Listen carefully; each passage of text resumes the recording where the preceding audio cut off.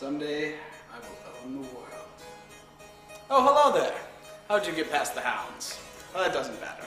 I'm here today to talk to you about MMORPGs, or MMORPGs, and that stands for Massive Multiplayer Online Role-Playing Game. Now, what is a Massive Multiplayer Online Role-Playing Game, or MMORPG? Well, it's usually a computer game, in which case you log on, create a character, and then you play with thousands of other people online, and usually kill them. That's good, OJ.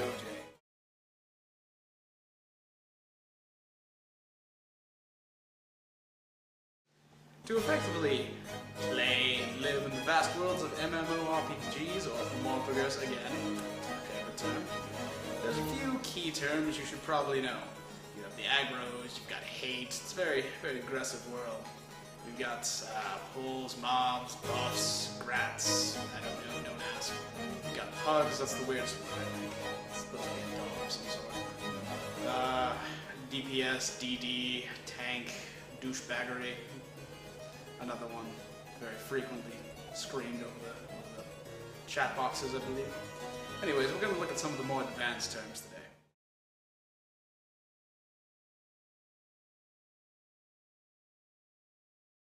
Okay, the first term we're going to look at is damage per second, or DPS. Now, DPS mainly means that the DD, or the damage dealer, will do high amounts of damage to any target, or what's called a gangster. Oh, I'm sorry, a mob. Sorry, I got that term wrong.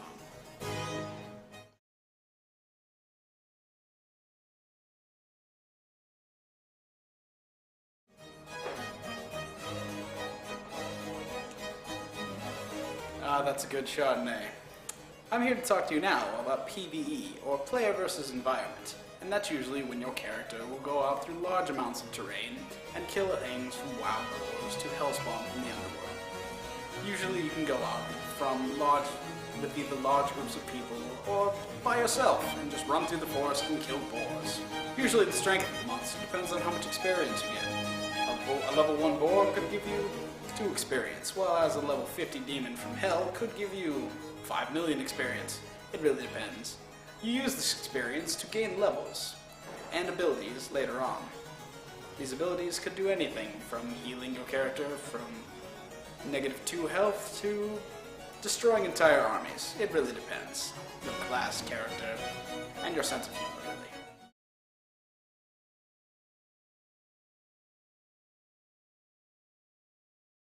I'll tell you, nothing gets you drunk as much as a good glass of brandy and Gatorade mixed together.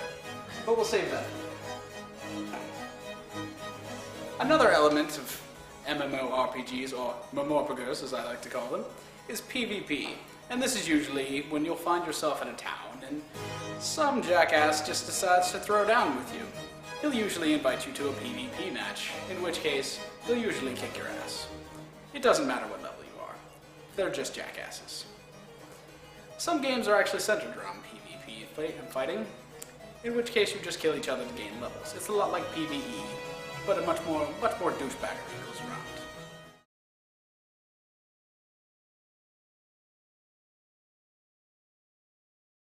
Tank is the next term we're going to talk about. Now, a tank is a giant metallic war machine with a giant cannon. Why are you saying no? That's the wrong tank? I'm sorry about that. A tank is actually a player character that's built to take damage and also to draw aggro, or the mob's attention, making them attack you instead of others.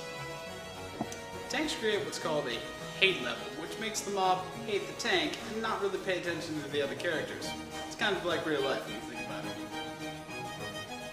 The tank is vital to the party's survival. You know what else is vital to the party's survival? Vodka.